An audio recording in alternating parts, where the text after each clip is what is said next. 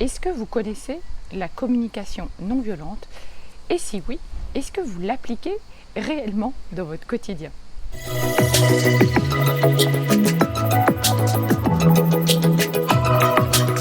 Bonjour, je suis ravie de vous retrouver pour cette nouvelle capsule. Je suis Vanessa Millet, coach philanthrope, conférencière, et j'accompagne toutes les personnes qui le veulent à mieux s'affirmer face aux autres, à améliorer leurs relations, à développer une communication harmonieuse et à faire aussi des prises de parole en public rayonnantes, impactantes, finalement à oser révéler votre lumière. Alors si vous avez envie de vivre une formation ou un accompagnement avec moi, eh bien je serais vraiment ravie de vous retrouver. Vous allez avoir tous les détails sous la vidéo. Alors la communication non violente, est-ce que vous connaissez? C'est une approche que j'aime beaucoup. C'est une technique qui permet vraiment, mais vraiment, d'améliorer nos rapports avec les autres, en créant des relations harmonieuses, constructives, enrichissantes. La communication non violente, ça permet vraiment aussi de sortir des jeux de pouvoir. Ça permet de favoriser aussi l'acceptation de nos différences. Ça permet également d'augmenter la confiance mutuelle, la compréhension les uns des autres. Donc il y a vraiment énormément de points forts. Ça permet donc bien évidemment de sortir des situations conflictuelles. Donc il y a 4 étapes à la communication non violente qu'on appelle OSBD.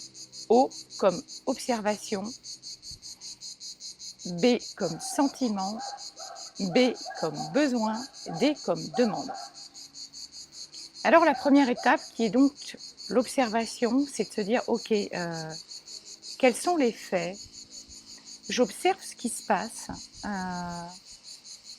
sans jugement. Encore une fois, de façon constructive, je vais vraiment décrire cette situation conflictuelle, de façon objective, sans jugement, quels sont les faits et uniquement les faits. Ensuite, la deuxième étape, ce sont mes sentiments. Qu'est-ce que je ressens dans cette situation conflictuelle? Quelles sont les émotions, les sentiments, les sensations que suscite en moi cette situation? Vous pouvez repenser à une situation que vous avez vécue et je vous invite à noter. Comme ça, vous pourrez observer les faits de façon simple, sans jugement, puis après quels ont été vos sentiments, puis les besoins peut-être que vous n'avez pas exprimés à ce moment-là et la demande que vous auriez pu faire. Pour après, entraînez-vous à être toujours dans ce type de communication dans vos relations avec les autres. Donc les besoins, très très important, quels sont mes besoins insatisfaits? Qu'est-ce qui fait finalement que je ressens ce que je ressens? Et puis après, je vous invite à faire part à l'autre de vos observations, de ce que vous ressentez. Et toujours en exprimant le « je ».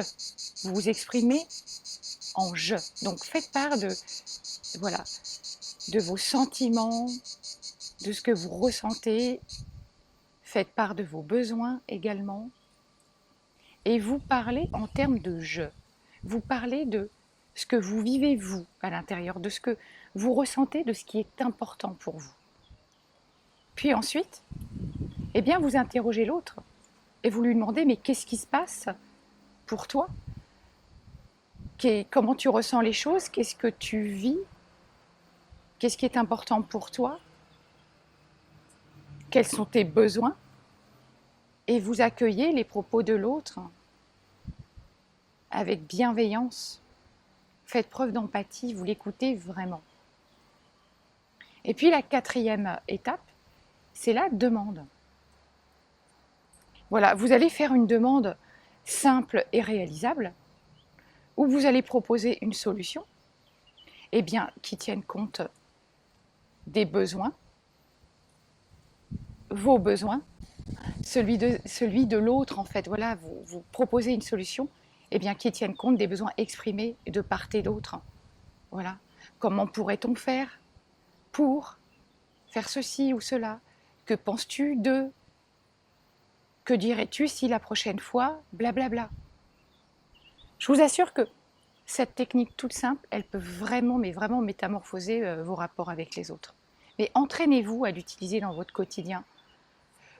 Pas forcément pour des situations conflictuelles, mais finalement pour toute situation où vous êtes vraiment dans une interaction avec quelqu'un. Voilà. J'observe, je me demande ce que je ressens. Voilà. Je mets en lumière mes émotions, mes sentiments. Puis je cherche à comprendre pourquoi je ressens ce que je ressens, donc quels sont les besoins derrière qui ne sont pas satisfaits. Je l'exprime à l'autre, je l'écoute lui aussi également, et puis je formule une demande simple, je propose une solution réalisable et acceptable pour les deux. Je vous remercie de m'avoir écouté. Si vous avez aimé la vidéo, un pouce vers le haut, likez-la, partagez-la, abonnez-vous à ma chaîne YouTube, et moi je vous retrouve très vite. À bientôt.